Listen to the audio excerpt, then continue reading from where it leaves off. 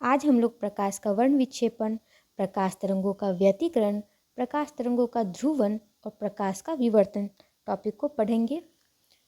Next video में आप लोग को मानव नेत्र पढ़ाया जाएगा। मानव नेत्र पढ़िएगा। Hello friends, welcome back to my channel. अगर आप मेरे चैनल पर नए हैं तो चैनल को सब्सक्राइब जरूर कर लीजिए और लास्ट तक वीडियो देखिएगा। अगर वीडियो अच्छा लगे तो लाइक जरूर कर दीजिएगा। चलिए पढ़ना स्टार्ट करते हैं। प्रकाश का वर्ण विक्षेपण। प्रकाश का वर्ण विक्षेपण, डिस्पर्शन ऑफ लाइट। जब सूर्य का प्रकाश प्रिज्म से होकर गुजरता है तो वह अपवर्तन के पश्चात प्रिज्म के आधार की ओर झुकने के साथ साथ विभिन्न रंगों के प्रकाश में बट जाता है। इस प्रकार से प्राप्त रंगों के समूह को वर्णक्रम स्पेक्ट्रम कहते हैं तथा श्वेत प्रकाश को अपनी अवयवी रंगों में विभक्त होने की क्रिया को वर्ण विक्षेपण कहते हैं। सूर्य के प्रकाश से प्राप्त रंगों में बैंगनी रंग का विक्षेपण सबसे अधिक एवं लाल रंग का विक्षेपण सबसे कम होता है।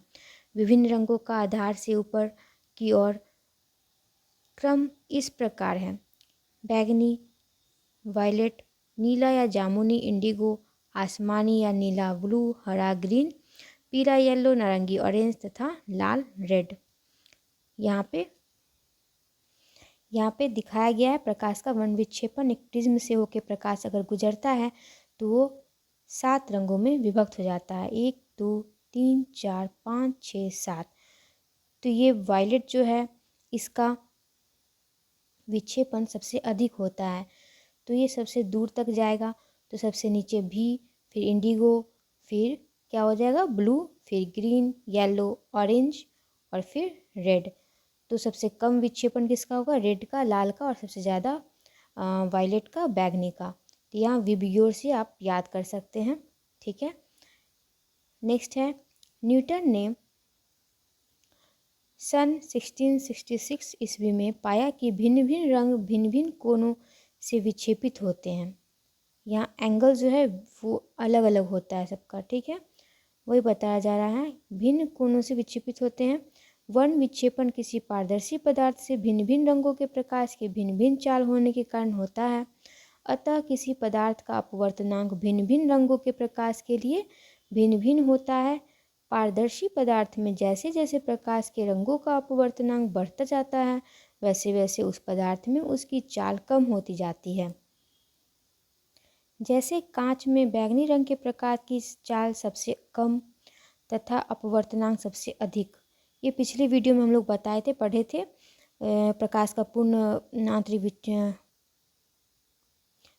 पूर्ण आंतरिक परावर्तन पढ़े थे, तो उसमें भी ये सब दिया गया था, बताए थे। इस वीडियो को नहीं देखें जाके देख लीजिएगा, प्लेलिस्ट बना हुआ है। बाकी सब वीडियो अगर छूट गया आपका तो कंप्लीट कर लीजिएगा पीछे के वीडियोज़ को।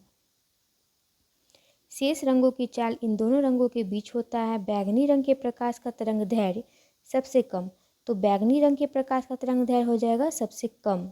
ठीक है, और लाल रंग का सबसे अधिक।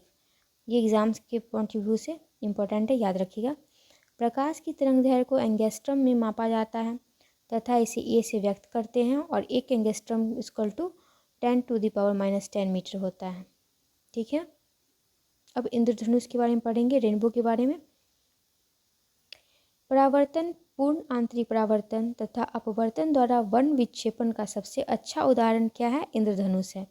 इंद्रधनुष 2 प्रकार के होते हैं: प्राथमिक इंद्रधनुष प्राइमरी रेनबो और द्वितीयक इंद्रधनुष सेकेंडरी रेनबो। प्राथमिक इंद्रधनुष जब बूंदों पर आपतित होने वाले सूर्य किरणों का 2 बार अपवर्तन व 1 बार परावर्तन। तो प्राथमिक इंद्रधनुष में क्या होता है? 2 बार अपवर्तन होगा और 1 बार परावर्तन होगा। ये सब ध्यान में रखिएगा। तो प्राथमिक इंद्रधनुष का निर्माण होता है। प्राथमिक इंद्रधनुष में लाल रंग बाहर की ओर, ये भी ध्यान रखिएगा, प्राथमिक इंद्रधनुष में लाल रंग बाहर की ओर रहेगा और बैंगनी रंग अंदर की ओर। इसमें अंदर वाली बैंगनी किरण आँख पर 40 डिग्री 8 मिनट तथा बाहर वाली लाल किरण आँख पर 42 डिग्री 8 मिनट का कोण बनाती है। ठीक है, अब है द्वितीयक इंद्रधनुष। जब बूंदों पर आपतित होने वाले सूर्य किरणें का 2 बार अपवर्तन और 2 बार परावर्तन। प्राथमिक मतलब पहला, प से प्राथमिक, प से पहला, प से परावर्तन। तो 1 बार प्राथमिक हो गया तो 1 बार परावर्तन, और द्वितीयक हो जाएगा। ये ट्रिक है, ये ट्रिक से बता रहे हैं हम। तो ये प्राथमिक का एक बार परावर्तन और द्वितीयक में हो जाएगा 2 बार परावर्तन। तो द्वितीयक इंद्रधनुष का निर्माण होता है। इससे बाहर की ओर बैंगनी रंग, इसमें क्या हो जाएगा, बाहर की ओर बैंगनी रंग और अंदर की ओर लाल रंग, इसका उल्टा। ठीक है, प्राथमिक में क्या था, लाल रंग बाहर की ओर था, बैंगनी अंदर की ओर, और इसमें बाहर की ओर बैंगनी हो जाएगा, अंदर की ओर लाल हो जाएगा। बाहर वाली बैंगनी किरण आँख पर 54 डिग्री 52 सेकेंड मिनट तथा का कोण तथा अंदर वाली लाल किरण, बाहर वाली बैंगनी किरण आँख पर 54 डिग्री 52 सेकेंड मिनट का कोण तथा अंदर वाली लाल किरण 50 डिग्री 8 मिनट का कोण बनाती है। द्वितीयक इंद्रधनुष प्राथमिक इंद्रधनुष की अपेक्षा कुछ धुंधला दिखाई पड़ता है। ठीक है, प्राथमिक, द्वितीयक तथा पूरक रंग, primary secondary and complementary colours, ये एग्जाम्स में पूछे जाते हैं, ध्यान रखिएगा। लाल, हरा एवं नीला रंग को प्राथमिक रंग कहा जाता है। लाल, हरा और नीला हो गया प्राइमरी कलर्स। ठीक है, पीला, मैजेंटा, लाल, हरा, नीला प्राथमिक रंग हो गया। पीला, मैजेंटा एवं पीकॉक द्वितीयक रंग हो गया। और यह 2 प्राथमिक रंगों को मिलाने से प्राप्त होता है बहुत सारा कलर्स, और वो सब भी ध्यान में रखिएगा, एग्जाम्स में पूछे जाते हैं। जैसे लाल और नीला को मिलाया जाता है तो मैजेंटा कलर बनता है। लाल और नीला को मिलाएंगे तो क्या बनेगा, मैजेंटा कलर। और हरा और नीला को मिलाएंगे तो पीकॉक नीला बनेगा, और लाल हरा को मिलाएंगे तो पीला बनेगा। यहाँ पे दिखाया गया है, सफ़ेद से सारा कलर बनता है और सब कलर को मिलाने से एक नया कलर बनता है। प्राइमरी कलर और सेकेंडरी कलर को मिलाने से एक नया कलर बनेगा। अब है, जब 2 रंग परस्पर मिलने से श्वेत प्रकाश उत्पन्न करते हैं तो उन्हें पूरक रंग कहते हैं। जब 2 कलर, वो प्राइमरी भी हो सकता है, वो सेकेंडरी भी हो सकता है, या फिर उसके अलावा भी हो सकता है, दोनों कलर को मिला के जो कलर बनता है वो भी हो सकता है। ठीक है, तो अगर 2 कलर को मिला के अगर सफ़ेद कलर बन रहा है तो वो पूरक रंग कहलाएगा। ठीक है, जैसे लाल प्लस पीकॉक नीला को मिलाते हैं तो सफ़ेद बनता है, नीला पीला को मिलाते हैं तो सफ़ेद बनता है, हरा मैजेंटा को मिलाते हैं तो सफ़ेद बनता है, लाल हरा नीला को मिलाते हैं तो सफ़ेद बनता है। दैनिक जीवन में प्रयोग किए जाने वाले रंगों को मिलाने से इस प्रकार के रंग प्राप्त नहीं होते, क्योंकि प्रयोग में लाए जाने वाले रंगों में अशुद्धियाँ होती है। रंगीन टेलीविज़न में प्राथमिक रंग लाल, हरा एवं नीला का उपयोग किया जाता है। तो रंगीन टेलीविज़न में किस किस रंग का उपयोग किया जाता है, तो प्राथमिक रंगों का उपयोग किया जाता है। प्राथमिक रंग कौन कौन से हैं, लाल, हरा और नीला का उपयोग किया जाता है। ठीक है, वस्तुओं के रंग, कलर्स ऑफ ऑब्जेक्ट्स, वस्तु जिस रंग का दिखलाई देता है वह वास्तव में उसी रंग को परावर्तित करता है। जो रंग परावर्तित करके उस वस्तु से हमारे आँख तक पहुँच रही है वही रंग का हम लोग को वस्तु दिखता है। तो यही बात यहाँ पर बताया जा रहा है। शेष सभी रंगों को अवशोषित कर लेता है। जो वस्तु सभी रंगों को परावर्तित कर देती है वह श्वेत मतलब सफ़ेद दिखाई पड़ती है, क्योंकि सभी रंगों का मिश्रित प्रभाव सफ़ेद होता है। जो वस्तु सभी रंगों को अवशोषित कर लेती है और किसी भी रंग को परावर्तित नहीं करती है वह काली दिखाई देती है। ठीक है, इसीलिए जब लाल गुलाब को हरा शीशा के माध्यम से देखा जाता है तो वह काला दिखलाई पड़ता है, क्योंकि उसे परावर्तित करने के लिए लाल रंग नहीं मिलता और हरे रंग को वह अवशोषित कर लेता है। ऐसा आप लोग घर पे भी करके देख सकते हैं कि क्या सच में वो हरा रंग का दिखता है, ये करके देखिएगा। ठीक है, नेक्स्ट है, विभिन्न वस्तुओं पर विभिन्न रंगों की किरणें डालने पर वे किस तरह की दिखती है, इसे निम्नलिखित तालिकाओं में दिखाया जा सकता है। यह वस्तु के नाम, सफ़ेद कागज़ पे सफ़ेद किरणों में सफ़ेद, लाल किरणों में लाल, हरी किरणों में हरा दिखेगा, पीला किरणों में पीला दिखेगा, नीली किरणों में नीला दिखेगा। अगर सफ़ेद कागज़ पे अगर पड़ेगा किरण सफ़ेद पे सफ़ेद ही दिखेगा, सफ़ेद किरण में लाल किरण में लाल ही दिखेगा, हरी में हरी ही दिखेगा, पीली में पीली, नीली में नीली। ठीक है, लेकिन लाल पे पड़ेगा तो सफ़ेद में लाल दिखेगा, लाल में लाल दिखेगा, हरा में काला दिखेगा और पीला में काला दिखेगा और नीला में भी काला दिखेगा। हरा कागज़ पे पड़ेगा तो सफ़ेद किरण हरा दिखेगा, लाल किरण में काला दिखेगा, हरी किरण में हरा, पीली में काला, नीली में काला। पीला कागज़ पे पड़ेगा तो पीला, काला, सफ़ेद में पीला, लाल में काला, हरी में काला, पीली में पीली और नीली में काला। नीला कागज़ रहेगा तो उस पर सफ़ेद किरण नीला, फिर लाल किरण काला, हरी किरण में काला, पीली किरण में काला, नीली किरण में नीला। अब पढ़ते हैं प्रकाश तरंगों का व्यतिकरण, इंटरफेरेंस ऑफ लाइट। जब समान आवृत्ति की दो प्रकाश तरंगें किसी माध्यम में एक ही दिशा में गमन करती है तो उनके अध्यारोपण के फलस्वरूप प्रकाश की तीव्रता में परिवर्तन हो जाता है। इस घटना को प्रकाश का व्यतिकरण कहते हैं। व्यतिकरण कितने प्रकार का होता है? दो प्रकार का, संपोषी व्यतिकरण कंस्ट्रक्टिव इंटरफेरेंस और विनाशी व्यतिकरण डिस्ट्रक्टिव इंटरफेरेंस। अब पढ़ लेते हैं हम लोग संतोषी व्यतिकरण कंस्ट्रक्टिव इंटरफेरेंस क्या होता है। तो माध्यम के जिस बिंदु पर दोनों तरंगें समान कला फेज में मिलती है वहाँ प्रकाश की परिणामी तीव्रता अधिकतम होती है, इसे संपोषी व्यतिकरण कहते हैं। ठीक है। और है विनाशी व्यतिकरण किसको कहते हैं? तो माध्यम के जिस बिंदु पर दोनों तरंगें विपरीत कला में मिलती है वहाँ प्रकाश की तीव्रता न्यूनतम या शून्य होती है। इस प्रकार के व्यतिकरण को विनाशी व्यतिकरण कहते हैं। व्यतिकरण डिस्ट्रक्टिव इंटरफेरेंस। उदाहरण के लिए हम लोग देख लेते हैं तो समझ में आ जाएगा अच्छे से। जैसे जल की सतह पर फैली हुई किरासन तेल की परत का सूर्य के प्रकाश में रंगीन दिखाई पड़ना, ये किस कारण से हो रहा है? प्रकाश तरंगों का व्यतिकरण के कारण हो रहा है। प्रकाश का व्यतिकरण के कारण ही जल की सतह पर फैली हुई किरासन तेल जो होती है तो वो चमकीली दिखाई पड़ती है, मतलब बहुत सारी रंगीन दिखाई पड़ेगी, बहुत सारा रंग उसमें दिखाई पड़ेगा। और साबुन के बुलबुलों का रंगीन दिखाई देना, ये भी प्रकाश का व्यतिकरण के कारण ही दिखाई देता है, इंटरफेरेंस ऑफ लाइट के कारण। अब है प्रकाश तरंगों का ध्रुवन। तो पोलराइजेशन ऑफ लाइट वेव्स में क्या होता है ये देख लेते हैं हम लोग। तो ध्रुवन प्रकाश संबंधित ऐसी घटना है जो अनुदैर्ध्य तरंग लॉन्गिट्यूडनल वेव और अनुप्रस्थ तरंग ट्रांसवर्स वेव में अंतर स्पष्ट करती है। तो ये दोनों में अंतर स्पष्ट करेगा पोलराइजेशन ऑफ लाइट वेव्स। तो अनुदैर्ध्य तरंग में ध्रुवन की घटना नहीं होती है। ठीक है, अनुदैर्ध्य तरंग में ध्रुवन की घटना नहीं होगी, जबकि अनुप्रस्थ तरंग में ध्रुवन की घटना होती है। यदि प्रकाश तरंग के कंपन प्रकाश संचरण की दिशा के लंबवत तल में एक ही दिशा में हो, प्रत्येक दिशा में सम्मित न हो, तो इस प्रकाश को समतल ध्रुवित प्रकाश कहते हैं। प्रकाश संबंधित यह घटना ध्रुवन कहलाती है। क्या कहलाती है? पोलराइजेशन। साधारण प्रकाश में विद्युत वेक्टर के कंपन प्रकाश संचरण की दिशा के लंबवत तल में प्रत्येक दिशा में समान रूप से अथवा सममित रूप से होते हैं। ऐसे प्रकाश को अध्रुवित प्रकाश अनपोलराइज्ड लाइट कहते हैं। प्रकाश स्रोतों जैसे विद्युत बल्ब, मोमबत्ती, ट्यूबलाइट आदि से उत्सर्जित प्रकाश अध्रुवित प्रकाश होते हैं।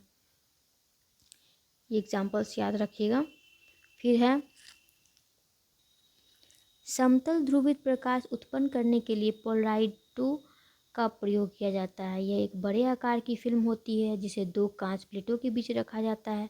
यह फिल्म नाइट्रोसेलुलोज तथा हर्पेथाइट के मिश्रण की बनी होती है। यह फिल्म किसकी बनी होती है? नाइट्रोसेलुलोज तथा हाइपेथाइट के मिश्रण की बनी होती है। पोलराइडो का हमारे जीवन में काफ़ी उपयोग है। तो पोलराइडो का हम लोग के जीवन में क्या उपयोग है? जैसे पानी से भीगी सड़क को अत्यधिक श्वेत प्रकाश अथवा चमकीले सतहों आदि से परावर्तित प्रकाश की चकाचौंध से बचने के लिए इनका प्रयोग किया जाता है। जब दो कारें एक दूसरे की ओर आती है तो उनके प्रकाश के कारण चकाचौंध से दुर्घटना हो सकती है। इसे रोकने के लिए कारों में पोलराइडो का उपयोग किया जाता है। सिनेमा घर में पोलराइड के चश्मे पहनकर 3 विमाओं वाले चित्रों को देखा जाता है। 3D पिक्चर्स जो देखते हैं तो वो पोलराइड वाले चश्मा पहन के ही हम लोग को दिखाया जाता है। इसी प्रकार फोटोग्राफी करने में, किसी विलयन में शर्करा की सांद्रता ज्ञात करने में, धातुओं के प्रकाशीय गुणों के अध्ययन करने में भी पोलराइडो का प्रयोग किया जाता है। तो इतना सारा प्रयोग होता है पोलराइडो का हम लोग के दैनिक जीवन में। अब है प्रकाश का विवर्तन, डिफ्रैक्शन ऑफ लाइट। यदि किसी प्रकाश स्रोत व पर्दे के बीच कोई अपारदर्शी अवरोध ऑब्स्टेकल रख दिया जाए तो हमें पर्दे पर अवरोध की स्पष्ट छाया दिखलाई पड़ती है। इससे स्पष्ट होता है कि प्रकाश का संचरण सीधी रेखा में होती है। प्रकाश का संचरण सीधी रेखा में होता है, ये तो पता चल जाता है इससे। लेकिन यदि अवरोध का आकार बहुत छोटा हो तो प्रकाश अपने सरल रेखीय संचरण से हट जाता है। वह अवरोध के किनारों पर मुड़कर छाया में प्रवेश कर जाता है। प्रकाश की इस प्रकार अवरोध के किनारों पर थोड़ा मुड़कर उसकी छाया में प्रवेश करने की घटना को प्रकाश का विवर्तन कहते हैं, डिफ्रैक्शन ऑफ लाइट कहते हैं। विवर्तन के कारण अवरोध की छाया के किनारे तीक्ष्ण शार्प नहीं होते हैं। प्रकाश के विवर्तन के कारण ही दूरदर्शी में तारों के प्रतिबिंब तीक्ष्ण बिंदुओं की तरह दिखाई न देकर अस्पष्ट धब्बों की तरह दिखाई देते हैं। प्रकाश का विवर्तन अवरोध के आकार पर निर्भर करता है। यदि अवरोध का आकार प्रकाश की तरंगदैर्घ्य की कोटि का है तो विवर्तन स्पष्ट होता है, और यदि अवरोध का आकार प्रकाश की तरंगदैर्घ्य की तुलना में बहुत बड़ा है तो विवर्तन उपेक्षणीय होता है। प्रकाश का विवर्तन इसकी तरंग प्रकृति की पुष्टि करता है। ध्वनि तरंगों की तरंगदैर्घ्य प्रकाश की तरंगदैर्घ्य की तुलना में बहुत अधिक होती है। इस प्रकार से ध्वनि तरंगों में विवर्तन की घटना आसानी से देखने को मिलती है। ध्वनि तरंगी अवरोधों का आसानी से मुड़कर हमें सुनाई देती है, जबकि प्रकाश तरंगों का तरंगदैर्घ्य हमारे जीवनोपयोगी वस्तुओं के आकार की तुलना में बहुत छोटी होती है, जिसके कारण हमें प्रकाश के विवर्तन की घटना साधारणतः देखने को नहीं मिलती है। अब हम लोग क्या पढ़ेंगे? प्रकाश का प्रकीर्णन, स्कैटरिंग ऑफ लाइट। जब प्रकाश किसी ऐसे माध्यम से गुजरता है जिसमें धूल तथा अन्य पदार्थों के अत्यंत सूक्ष्म कण होते हैं, तो इनके द्वारा प्रकाश सभी दिशाओं में, कुछ दिशाओं में कम तथा कुछ में अधिक प्रसारित हो जाता है। इस घटना को प्रकाश का प्रकीर्णन कहते हैं। क्या कहते हैं? Scattering of light. लॉर्ड रेले के अनुसार किसी रंग का प्रकीर्णन उसकी तरंगदैर्घ्य पर निर्भर करता है। किसी रंग का, किसी कलर का स्कैटरिंग, लाइट ऑफ स्कैटरिंग किस पे निर्भर करेगा? तरंगदैर्घ्य पर, वेवलेंथ पे, ठीक है। तथा जिस रंग के प्रकाश की तरंगदैर्घ्य सबसे कम होती है उस रंग का प्रकीर्णन सबसे अधिक, तथा जिस रंग के प्रकाश का तरंगदैर्घ्य सबसे अधिक होता है उस रंग का प्रकीर्णन सबसे कम होगा, ठीक है। यही कारण है कि सूर्य के प्रकाश में बैंगनी रंग जिसकी तरंगदैर्घ्य सबसे कम होती है का प्रकीर्णन सबसे अधिक, तथा लाल रंग जिसकी तरंगदैर्घ्य सबसे अधिक होती है का प्रकीर्णन सबसे कम होता है। इसीलिए वहाँ पर ट्रैफिक में जो रेड बल्ब होता है लगा रहता है, इसी कारण से लगा रहता है, क्योंकि लाल रंग का तरंगदैर्घ्य सबसे अधिक होता है और उसका प्रकीर्णन सबसे कम होगा, तो हम लोग को स्पष्ट वो दिखाई देगा, इसीलिए वो लाल रंग का बल्ब लगा रहता है। प्रकाश के प्रकीर्णन के उदाहरण। प्रकाश के प्रकीर्णन के कई उदाहरण दैनिक जीवन में देखने को मिलते हैं। आकाश का रंग सूर्य के प्रकाश के प्रकीर्णन के कारण नीला दिखलाई देता है। जब सूर्य का प्रकाश, जो कि विभिन्न रंगों का मिश्रण है, वायुमंडल से होकर गुजरता है तो वायु में उपस्थित विभिन्न अणुओं, धूल एवं धुएं के कणों द्वारा उसका प्रकीर्णन हो जाता है। दिन के समय जब सूर्य सीधा आकाश में मनुष्य के सिर के ऊपर होता है तो मनुष्य केवल प्रकीर्णित प्रकाश को ही देख पाता है।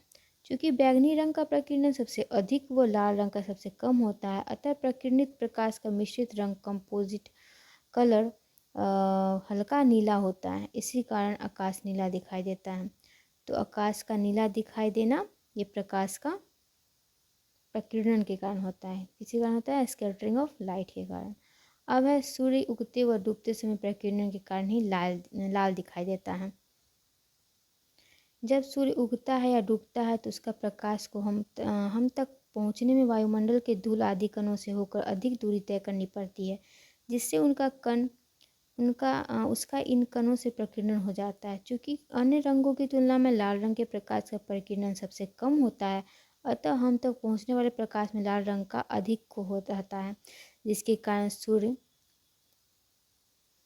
हम तक पहुंचने वाले प्रकाश में लाल रंग का अधिक को रहता है, जिसके कारण सूर्य उगते व डूबते समय लाल दिखाई देता है। तो सूर्य उगते व डूबते समय लाल दिखाई देता है, ये किसके कारण? प्रकाश का प्रकीर्णन के कारण। लेकिन सूर्य के डूबने से पहले और सूर्य के उगने के पहले और सूर्य के डूबने के बाद भी हम लोगों को सूर्य मतलब दिखाई देता है, तो वो न प्रकाश का अपवर्तन के कारण दिखाई देता है। लेकिन यहाँ पे बोल रहा है सूर्य उगते और डूबते समय लाल दिखाई देता है, ये प्रकाश के प्रकीर्णन के कारण दिखाई देता है। जब सूर्य दिन के समय सिर के ऊपर होता है तो प्रकाश को वायुमंडल में कम दूरी तय करनी पड़ती है, जिससे प्रकीर्णन कम होता है, वह सूर्य सफ़ेद दिखाई पड़ता है। समुद्र का पानी भी प्रकीर्णन के कारण नीला दिखाई देता है, ठीक है। यह सब तो उदाहरण याद रखिएगा। जब अंतरिक्ष यात्री चंद्रमा के तल पर खड़े होते हैं तो वहाँ से आकाश उन्हें काला दिखाई देता है। तो ये क्वेश्चन भी बहुत बार पूछा गया एग्जाम में कि आकाश काला क्यों दिखता है। तो ये प्रकाश का प्रकीर्णन के कारण ही काला दिखाई पड़ता है। चंद्रमा पर कोई वायुमंडल नहीं होने के कारण वहाँ पर सूर्य के प्रकाश का प्रकीर्णन नहीं होता है, जिसके कारण आकाश काला दिखाई देता है। वास्तव में पृथ्वी के वायुमंडल से ऊपर जाने पर वायुमंडल के अनुपस्थित होने के कारण अंतरिक्ष में सभी स्थानों पर आकाश काला दिखाई देता है। अब है वर्ण विपथन, क्रोमैटिक एब्रेशन। जब हम श्वेत प्रकाश से लेंस द्वारा किसी वस्तु का प्रतिबिंब बनाते हैं तो प्रतिबिंब प्रायः रंगीन व अस्पष्ट होता है। लेंस द्वारा उत्पन्न प्रतिबिंब के इस दोष को ही वर्ण विपथन कहते हैं, क्रोमैटिक एब्रेशन कहते हैं। यह दोष इसलिए उत्पन्न होता है क्योंकि लेंस के पदार्थ का अपवर्तनांक तथा इसके कारण लेंस की फोकस दूरी भिन्न भिन्न रंगों के लिए भिन्न भिन्न होती है। आज के लिए फ्रेंड्स बस इतना ही। नेक्स्ट क्लास में हम लोग मानव नेत्र पढ़ेंगे। अगर आप लोग मेरे चैनल पर नए हैं तो सब्सक्राइब जरूर कर लीजिएगा ताकि नेक्स्ट वीडियो का अपडेट आपको मिलते रहे। वीडियो अच्छा लगे तो लाइक ज़रूर कीजिएगा। Thanks for watching. Keep smiling, keep learning.